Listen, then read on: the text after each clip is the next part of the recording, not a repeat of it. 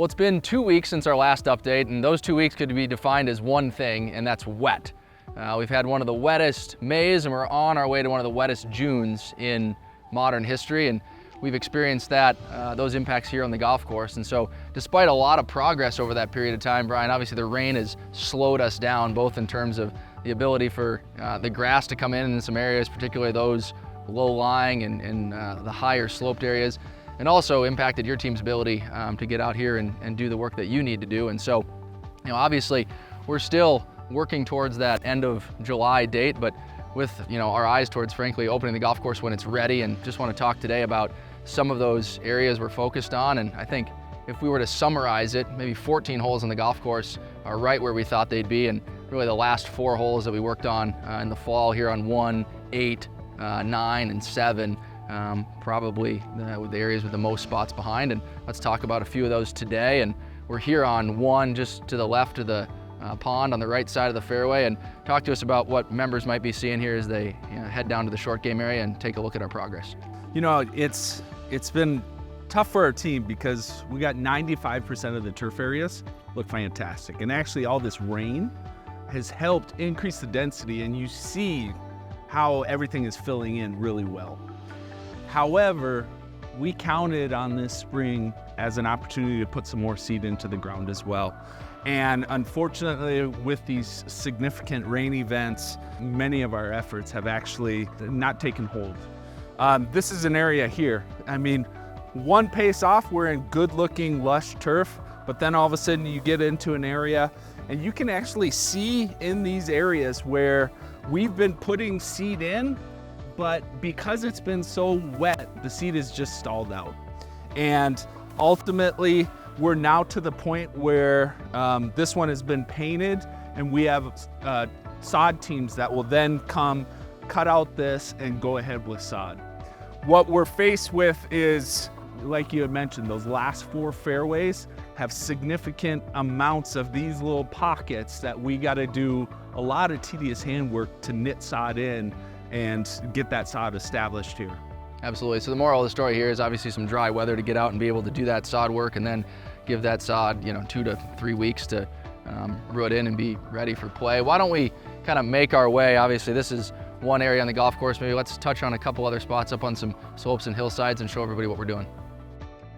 Brian, as we make our way up to 7, I thought we'd stop here in the front of 9 fairway, an area where we historically had some drainage challenges, no different than some areas on 8 and 7. And you can see the new drain lines cut in here, and a little bit different approach to promoting some growth here. Maybe talk to us a little about this cover and what it's doing and why we implore this here. So this area, we actually had a damaged drain tile that we found with one of those big rain events where water was kind of coming up in an area, and that led to us actually repairing it. It was a good thing to identify that before we were open. Got that repaired. It's been functioning great since. Once we got that repaired, this was an area that we seeded late, and so we didn't really have the best germination throughout the whole area. So we actually went ahead, did some more seed. You can see just this quick area where all of a sudden we get on a slope, you have some seed germinating here, but then this is a little washout area of sand that washed out, preventing that. So that's ultimately going to be a sod spot. Down here, another area, we put seed down. We got pretty good germination here, and we're coaxing it along with this cover. It's just kind of like a little mini greenhouse. It holds moisture, keeps it a little bit warmer, really doing all we can to mature this grass plant as fast as we can.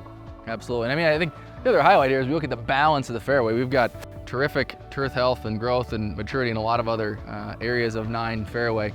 No different than 1, and up as we go to 7, you'll see just these low-lying areas that are subject to those washouts, or areas that we've historically seen a lot of water. And as you pointed out, one of the silver linings here through all this rain is we've seen how all the new drainage on the golf course works. And all told, compared to where we were pre-renovation, it's been pretty incredible to see the water move off the golf course in the volume of rain we've experienced. So let's keep making our way to 7, and we'll head that way. Well, Brian, we've made our way to 7, and I've got to stop here because the quality and condition of this green is incredible. I think that's one of the other positive stories today is really greens 1 through 18 are in fabulous shape, and we're really excited about that. But I look beyond, talk to us about what we're seeing kind of just outside the fairway lines there with some of that fine turf growing inside the first cut. Yeah, so that's an area where the previous fairway extended it out further towards the tree line. And as we killed the fairway, we recognized that the new fairway is going to be further in. That's a great opportunity for us to go ahead and put bent grass in that area, and we matured it along. So we basically produced our own little sod farm there. We employed this method on hole number 7 here as well as hole number 4. It's really been invaluable, so we can quickly cut an area, prepare it for sod, get sod in it that same day, get it watered, and we're on that road to recovery. So those little spots, really tremendous to the success of, especially now as we're switching from seeding and sodding as many spots as we can.